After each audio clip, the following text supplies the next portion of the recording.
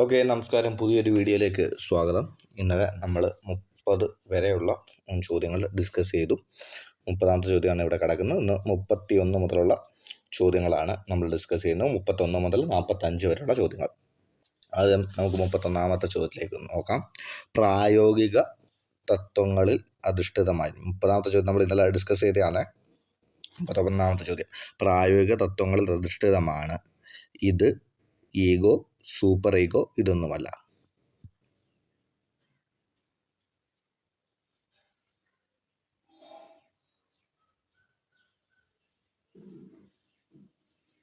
പ്രായോഗിക തത്വത്തിൽ ഏതാണ്? ഇത്ര സമയം മതി. അഹം അല്ലെങ്കിൽ ഈഗോയാണ് പ്രായോഗിക തത്വത്തിൽ അധിഷ്ഠിതം.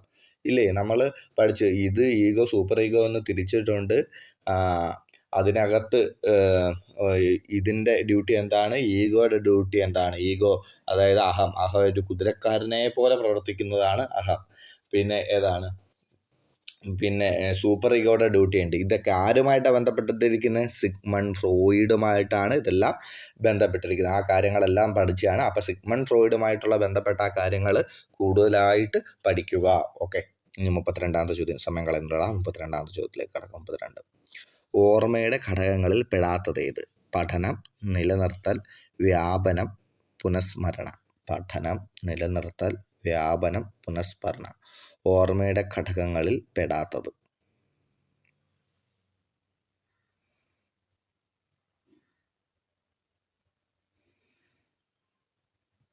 പഠനം ഓർമ്മയിലല്ല, നിലനിർത്തൽ ഓർമ്മയിലാണ്, പുനഃസ്മരണ ഓർമ്മയുടെ ഇതിലുണ്ട്.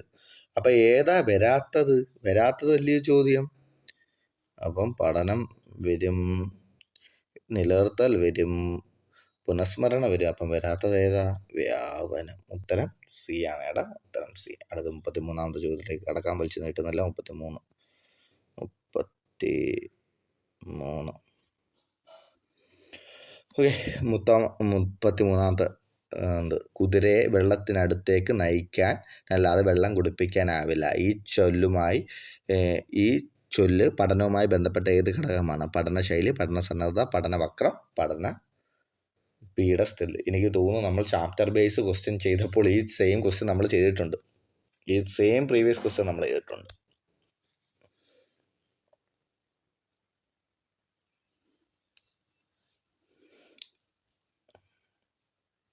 ആരുമായിട്ടാണ് ഇത് ബന്ധപ്പെട്ടിരിക്കുന്നതെന്ന് ആലോചിച്ച് നോക്കെ. തൊണ്ടയ്ക്കുമായിട്ടല്ലേ ബന്ധപ്പെട്ടിരിക്കുന്നത്. ഓക്കെ, അങ്ങനെയാണെങ്കിൽ ആരാ? ഉത്തരം എന്താ? ബി, പഠനസന്നദ്ധതയാണ്. കുതിരയെ വെള്ളത്തിനടുത്തേക്ക് എത്തിക്കാനല്ലാതെ വെള്ളം കുടിപ്പിക്കാനാവില്ല എന്ന ചൊല്ലുമായി ബന്ധപ്പെട്ട് പഠനസന്നദ്ധതയുമായിട്ട് ബന്ധപ്പെട്ട. കാരണം ഇത് ഈഗോയുമായി ബന്ധപ്പെട്ട ഒരു കുതിരയുമായി നിയന്ത്രിക്കുന്ന കുതിരക്കാരൻ എന്ന് അറിയപ്പെടുന്നത് ഈഗോ. അങ്ങനെ പറഞ്ഞൊരു ക്വസ്റ്റ്യൻ ഉണ്ടേ. ഓക്കെ, ആ ക്വസ്റ്റ്യൻ ഒന്ന് നോക്കിക്കോണേ. ഓക്കെ, 34ാമത്തെ ചോദ്യം. ഫ്രോയിഡ് മുന്നോട്ട് വെച്ച 5 മനോലൈംഗിക ഘട്ടങ്ങളിലെ ആദ്യ ഘട്ടം. അതാണ്ട് വീണ്ടും സിഗ്മണ്ട് ഫ്രോയിഡ്. വദനം, ഗുദം, ലിംഗം, നിർലീനം. ഫ്രോയിഡ് മുന്നോട്ട് വെച്ച 5 മനോലൈംഗിക ഘട്ടങ്ങൾ ഏതൊക്കെ? അതിന് ഓരോന്നിൻ്റെയും പ്രായം എന്തൊക്കെ? ഓരോന്നിനും പ്രധാനപ്പെട്ടത്. ഇപ്പം കൊണ്ട് ഉപയോഗിക്കുന്നത് ടോയ്ലറ്റ് ട്രെയിനിങ് ഏജ് എന്ന് പറയുന്നത്. പിന്നെ ഏതാണ്? പ്രത്യേകിച്ച് ലിംഗങ്ങൾ ഉപയോഗിച്ച് കളിക്കുന്നത്. അങ്ങനെയൊക്കെ പറഞ്ഞ് ഒരുപാട് സാധനങ്ങൾ ഉണ്ട്. ആ കൃത്യമായിട്ടുള്ള പ്രായം, പേര്, അതിനകത്ത് 1-2 പോയിന്റ്. ഇത്രയും സാധനങ്ങൾ വലിച്ചു വാരിയൊന്നും പഠിക്കണ്ട. ഇത്രയും സാധനങ്ങൾ മാത്രം പഠിച്ചു വെക്കുക. ഓക്കെ, 34. ആദ്യത്തെ കാര്യം ഏതാണ്? വദനഘട്ടം, ലിംഗഘട്ടം, ഗുദഘട്ടം. പിന്നെ അടുത്ത ഏതൊക്കെയാ പറഞ്ഞേ? നിർലീനഘട്ടം, ജനേന്ദ്രിയഘട്ടം. അതിൻ്റെ ആ ഓർഡർ അങ്ങനെയല്ലേ? വദനഘട്ടം കഴിഞ്ഞ് ഗുദഘട്ടമാണ്, അത് കഴിഞ്ഞിട്ട് ലിംഗഘട്ടമാണ്, അത് കഴിഞ്ഞിട്ട് നിർലീനഘട്ടമാണ്, അത് കഴിഞ്ഞിട്ട് ജനേന്ദ്രിയഘട്ടമാണ്. 0, 2, 3, 5, 12, 12ന് മുകളിലോട്ട്. അങ്ങനെയാണ് ഇത് പോകുന്നത്. ഇതൊക്കെ ഒന്ന് നോക്കി വെക്കണേ. മനോലൈംഗിക വികാരഘട്ടങ്ങൾ. ഈ മനോലൈംഗിക വികാരം കേന്ദ്രീകരിക്കുന്ന ശരീര ഭാഗത്തിന് എന്താ പറയുന്നത്? ഈറോജെനസ് സോൺ. അതൊരു പ്രീവിയസ് ഇയർ ക്വസ്റ്റ്യൻ ആണ്. ഓക്കെ, അടുത്ത 35ാമത്തെ ചോദ്യം. ഒരു സാമൂഹിക സംഘത്തിലെ അംഗങ്ങൾ തമ്മിലുള്ള സാമൂഹ്യ ബന്ധങ്ങൾ നിർണ്ണയിക്കുന്നതിന് വേണ്ടിയുള്ള തന്ത്രമാണ് അഭിമുഖം, പരിശോധന, സാമൂഹ്യമിതി, പ്രക്ഷേപണ തന്ത്രങ്ങൾ. വലിയ സമയമൊന്നും വേണ്ട, പറഞ്ഞോ പെട്ടെന്ന് പറഞ്ഞോ.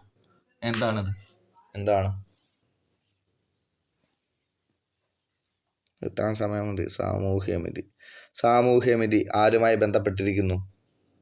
ജെ.എൽ. മൊറീനോ അല്ലേ സാമൂഹ്യമിതിയുമായി ബന്ധപ്പെട്ടിരിക്കുന്നത്. അതിനകത്ത് എന്താണ് ക്ലിക്കുകൾ, എന്താണ് സ്റ്റാറുകൾ, എന്താണ് ഗ്യാങ്ങുകൾ, എന്താണ് ഏകാകികൾ, എന്താണ് ദ്വന്ദ്ങ്ങൾ, ഇത്രയും സാധനങ്ങളുണ്ട്. അതിൻ്റെ പടങ്ങൾ ഏതൊക്കെ? ഓക്കെ, ഇത്രയും മാത്രം പഠിച്ചാൽ മതി. വലിച്ചു വാരിയൊന്നും അതിനകത്ത് പഠിക്കണ്ട. ഈ പറയുന്ന പോയിന്റുകൾ മാത്രം നോക്കി പോവുക, നിങ്ങൾക്ക് കിട്ടും. ഓക്കെ, അടുത്ത ചോദ്യം 35ാമത്തെ ചോദ്യമാണ്. പഠനത്തിൽ സംഭവിക്കുന്ന ഒരേ നിരക്കിലുള്ള പുനരുപയോഗതയെ കാണിക്കുന്ന പഠനവക്രം. പഠനത്തിൽ സംഭവിക്കുന്ന ഒരേ നിരക്കിലുള്ള പുരോഗതിയെ കാണിക്കുന്ന പഠനവക്രം. ഋജുരേഖാവക്രം, ഉന്നമ്രവക്രം, നദമധ്യവക്രം, സമ്മിശ്രവക്രം. ഋജുരേഖാവർഗം, ഉന്നമ്രവക്രം, നദമധ്യവക്രം, സമ്മിശ്രവക്രം. ഇത് നമ്മളൊരു KTET ടോപ്പിക്ക് അല്ല, ഇതൊരു LP-UP ടോപ്പിക്കിനകത്ത് വരുന്ന സാധനമാണ്. ആർക്കെങ്കിലും അറിയാമോ?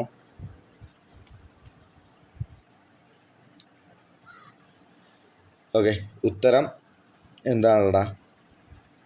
ഉത്തരം A ആണ്. ജസ്റ്റ് ആ സാധനങ്ങളൊന്ന് പറഞ്ഞേക്കാം, ഒന്ന് കേട്ടോ. അതായത് ആദ്യം നമ്മൾ എക്സ് ആക്സും വൈ ആക്സും ഒന്ന് എടുക്കുന്നു, എക്സ് ആക്സും വൈ ആക്സും എടുക്കുന്നു. അഡീഷണൽ പേജ് ഉണ്ടോ? എക്സ് ആക്സും വൈ ആക്സും എടുക്കുന്നതാണ് നമ്മൾ. ഓക്കെ, ഇനി ഇതിനകത്ത് ആദ്യം പതുക്കെ പഠിക്കുന്നു, പിന്നീട് എന്തോ ചെയ്യുന്നു, സ്പീഡ് ഭയങ്കരമായിട്ട് കൂടുന്നു. അതായത് ഇങ്ങനെ വരുന്നൊരു പടം. ആദ്യം മന്ദം, പിന്നീട് ഭയങ്കര സ്പീഡിൽ കൂടുന്നു. ഈ വൈയുടെ ഇവിടെ എന്താണ്? പഠനമാണ് ഇവിടെ വരുന്നത്. ഇവിടെ പഠനം, ഇവിടെ അഭ്യാസം. അപ്പം ആദ്യം പതുക്കെ തുടങ്ങി പിന്നീട് ഭയങ്കര സ്പീഡ് കൂടുകയും ചെയ്യുന്ന സാധനമാണ് ഏത്? അതാണ് നദമധ്യവക്രം എന്ന് പറയുന്നത്. നദമധ്യവക്രം എന്ന് പറയുന്ന സാധനം അതാണ്. ഓക്കെ,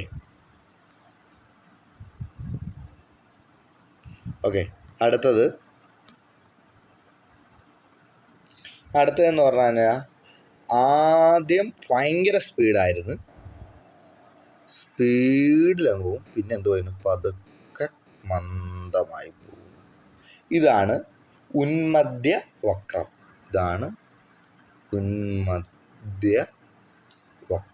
ഉന്മധ്യവക്രം എന്ന് പറയുന്നത്. ഓക്കെ, ഇതാണ് ഉന്മധ്യവക്രം. ഇനി അടുത്തത് ഏതാണ്? പഠനത്തിൽ സംഭവിക്കുന്ന ഒരേ നിരക്ക് പെർഫെക്റ്റ് ആയിട്ട് പോവുകയാണ്. പെർഫെക്റ്റ് ആയിട്ട് ഒരു വരച്ച് വെച്ചാൽ അത് പെർഫെക്റ്റ് ആയിട്ട് പോകുന്നു. അതാണ് നമ്മൾ പഠനത്തിൽ സംഭവിക്കുന്ന ഒരേ നിരക്കിൽ. അത് നമ്മൾ ഉത്തരം പറഞ്ഞത് ഋജുരേഖാ വക്രം. ഓക്കെ, ഇനി കൂടുന്നു, കുറയുന്നു, പിന്നെ ഇങ്ങനെ പോകുന്നു, പിന്നീട് ഭയങ്കരമായിട്ട് കൂടുന്നു, ഭയങ്കരമായിട്ട് കുറയുന്നു. നമ്മളൊക്കെ പഠിക്കുന്ന സ്റ്റൈൽ.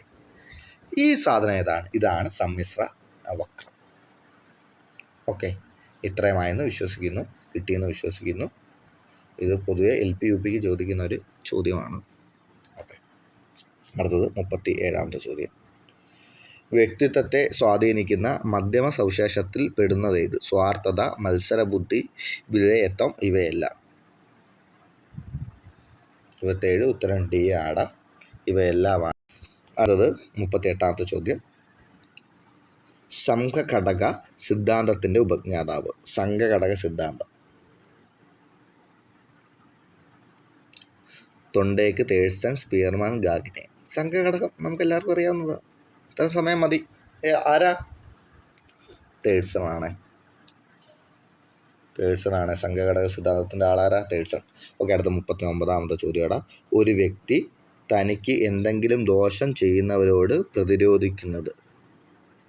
ഒരു വ്യക്തി തനിക്ക് എന്തെങ്കിലും ദോഷം ചെയ്യുന്നവരോട് പ്രതിരോധിക്കുന്നതാണ് അനുപൂരണം, പശ്ചാത്ഗമനം, ആക്രമണം, അപസമായോജനം.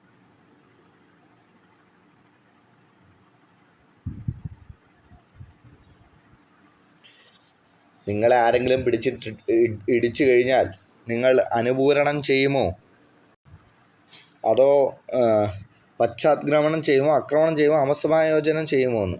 ഇത് ഒരു ആൻസർ നമുക്ക് ഇപ്പോഴേ വെട്ടാം, അപസമായോജനം അത് ഇപ്പോഴേ വെട്ടാം. പിന്നെ അനുപൂരണം, പശ്ചാത്ഗമനം, ആക്രമണം, ഇതിനകത്ത് ആക്രമണമേ വരൂ. നമ്മളെ എടുത്തിട്ട് ഇടിച്ചു കഴിഞ്ഞാൽ നമ്മളെന്തോരം തിരിച്ചിടിക്കും, അല്ലെങ്കിൽ നമ്മളെ ഉപദ്രവിക്കാൻ വന്നാൽ നമ്മളെന്ത് തിരിച്ച് ഉപദ്രവിക്കും, ആക്രമണം. അനുപൂരണം എന്നാൽ എന്ത്? ഒരു രംഗത്തെ പോരായ്മ മറ്റൊരു രംഗം കൊണ്ട് പരിഹരിക്കാൻ ശ്രമിക്കുന്നത്. പശ്ചാത്ഗമനം എന്താണ്? പ്രശ്നങ്ങൾ നേരിടുമ്പോൾ പൂർവ്വകാലത്തിലേക്ക് നമ്മൾ പോകുന്നത്. ഓക്കെ, അപ്പോൾ അത് രണ്ടും വരത്തില്ല. അടുത്തത് 40ാമത്തെ ചോദ്യമാണ്. 40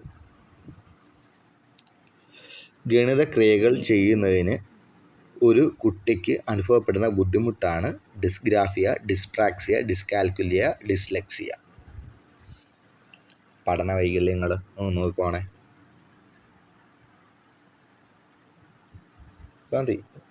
ഇത്ര മതി, എല്ലാവർക്കും അറിയായിരിക്കും. സി ആണ്, ഡിസ്കാൽക്കുലിയാണ്. ഡിസ്ഗ്രാഫിയ എഴുതാനുള്ളതാണ്. ഡിസ്പ്രാക്സിയ എന്താണ്? ശരീര ഏകോപനത്തിലുണ്ടാകുന്ന വിഷയമാണ്. ഡിസ്ലെക്സിയ വായിക്കുമ്പോൾ ഉണ്ടാകുന്നതാണ്. ഓക്കെ, 41ാമത്തെ ചോദ്യം. ചുവടെ കൊടുത്തിരിക്കുന്നവയിൽ ഏതു തരത്തിലുള്ള ബുദ്ധിപരമായ വെല്ലുവിളികൾ നേരിടുന്ന കുട്ടിയാണ് സാധാരണ കുട്ടികളോടൊപ്പം ഇരുത്തി വിദ്യാഭ്യാസം നൽകാൻ സാധിക്കുന്നത്? ചുവടെ നൽകിയിരിക്കുന്നവയിൽ ഏതു തരത്തിലുള്ള ബുദ്ധിപരമായ വെല്ലുവിളികൾ നേരിടുന്ന കുട്ടിയെയാണ് സാധാരണ കുട്ടികളോടൊപ്പം ഇരുത്തി വിദ്യാഭ്യാസം നൽകാൻ സാധിക്കുന്നത്? മൃദുവായതും മിതമായതും, മിതമായതും തീവ്രമായതും, തീവ്രമായതും തീഷ്ണമായതും, തീഷ്ണമായതും മാത്രം. ആർക്കേ സാധിക്കൂ? മൃദുവായതിനും മൃദമായതിനും മാത്രമേ സാധിക്കൂ. അതിനകത്ത് വലിയ കൺഫ്യൂഷൻ്റെ ആവശ്യമൊന്നുമില്ല. ഓക്കെ, അടുത്ത 42ാമത്തെ ചോദ്യത്തിലേക്ക് പോവുകയാണ്. 42ാമത്തെ ചോദ്യം. ഒരു വ്യക്തിയുടെ മനോസാമൂഹിക വികാരം വിശദീകരിക്കുന്ന സിദ്ധാന്തം ആരുടേത്? Erik Erikson, Sigmund Freud, Kohlberg, Havighurst. മനോസാമൂഹിക വികാസം ആരുടേതെന്ന് അങ്ങ് ചോദിച്ചാൽ മതി. മനോസാമൂഹിക വികാസം ആരുടെയാണ്? ഇത്ര കഷ്ടപ്പെടേണ്ട ആവശ്യമുണ്ടോ? എറിക്സൻ്റെയാണ്. മനോസാമൂഹിക വികാസം എറിച്ചക് സെർസൻ്റെ സിദ്ധാന്തമാണ് മനോസാമൂഹിക വികാസം. ഓക്കെ, അടുത്ത ചോദ്യം 43ാമത്തെ ചോദ്യമാണ്. കുട്ടിയുടെ സാമൂഹിക വൽക്കരണത്തിൻ്റെ പ്രാഥമിക സ്രോതസ്സ്? കുടുംബം, സ്കൂൾ, മതം, അയൽപക്കം. കുടുംബം, സ്കൂൾ, മതം, അയൽപക്കം. സാമൂഹിക വൽക്കരണത്തിന് പ്രാഥമിക സ്രോതസ്സ് ഏതാണ്? അതൊന്നും സമയം എടുക്കേണ്ട ആവശ്യമില്ലല്ലോ, ഡയറക്റ്റ് ഉത്തരം പറഞ്ഞു വെക്കൂടെ? കുടുംബമാണ്. അടുത്തത് 44ാമത്തെ ചോദ്യമാണ്. 44 ഗിൽഫോർഡിൻ്റെ ബുദ്ധിയുടെ ഘടനാ സിദ്ധാന്തമനുസരിച്ച് ബുദ്ധിയുടെ ഘടനാപരമായ 3 മാനങ്ങൾ ഏതൊക്കെ? ഉള്ളടക്കം, വിലയിരുത്തൽ, ഉൽപ്പന്നം, മാനസിക പ്രക്രിയ, വിലയിരുത്തൽ. ഉള്ളടക്കം, ഉൽപ്പന്നം, മാനസിക പ്രക്രിയ, ഉൽപ്പന്നം, വിലയിരുത്തൽ. ഏതാണ്? അതിനകത്തൊന്നും അധികം സമയമൊന്നും എടുക്കേണ്ട സാധനം ഉണ്ടോ? ഇല്ല. ഏതാ? ഉള്ളടക്കം, വിലയിരുത്തൽ, ഉൽപ്പന്നം. പിന്നെ ഇതിനകത്ത് വരുന്ന സാധനങ്ങൾ ഉള്ളടക്കത്തിൽ ഉൾപ്പെടുന്ന, വിലയിരുത്തലിൽ ഉൾപ്പെടുന്നവ, ഉൽപ്പന്നത്തിൽ ഉൾപ്പെടുന്നവ, അത് ഭയങ്കര ഡീറ്റെയിൽഡായിട്ട് നോക്കണ്ട, ഒന്ന് വായിച്ച് വിട്ടേക്കുക കേട്ടോ. ഡീറ്റെയിൽഡായിട്ട് അതൊന്ന് കുത്തിയിരുന്ന് കാണാതൊന്നും പഠിക്കണ്ട കേട്ടോ. ഒന്ന് ജസ്റ്റ് വായിച്ച് വിട്ടേക്കുക, കിട്ടുന്നതെങ്കിൽ കിട്ടട്ടെ. ഓക്കെ, അടുത്ത 45ാമത്തെ ചോദ്യം. പ്രതിഭാധരനായ കുട്ടിയെ കൈകാര്യം ചെയ്യുന്നതിന് ഏറ്റവും അനുയോജ്യമായ രീതി? Enrichment program, peer instruction, group instruction, mediate instruction. പ്രതിഭാധരനായ കുട്ടികൾ ഏതാണ്? പിയർ ഇൻസ്ട്രക്ഷൻസ് ആണ്. ഓക്കെ, അപ്പോൾ എന്താണ്ട് 46ാമത്തെ ചോദ്യം കിടക്കുന്നു. വിജയത്തെ പോലെ വിജയിക്കുന്ന മറ്റൊന്നില്ല. തൊണ്ടയ്ക്കിൻ്റെ ഈ പ്രസ്താവന എന്തുമായി ബന്ധപ്പെട്ടിരിക്കുന്നു എന്ന് നിങ്ങൾ കമൻറ്റ് ചെയ്യുക. അത് നമ്മൾ അതിൻ്റെ ഉത്തരം അടുത്ത ക്ലാസ്സിൽ പറയുന്നതായിരിക്കും. ഓക്കെ, നന്ദി. നിങ്ങൾക്ക് ക്ലാസ് ഇഷ്ടപ്പെട്ടെങ്കിൽ ലൈക്ക് ചെയ്യുക, ബാക്കിയുള്ളവരിലേക്ക് ഷെയർ ചെയ്യുക. അല്ലെങ്കിൽ ഏതെങ്കിലും കാരണവശാൽ ഇഷ്ടപ്പെട്ടില്ലെങ്കിൽ എന്തുകൊണ്ട് ഇഷ്ടപ്പെട്ടില്ല എന്നും വരുത്തേണ്ട മാറ്റങ്ങളും കമൻറ്റ് ചെയ്യുക. Okay, thank you.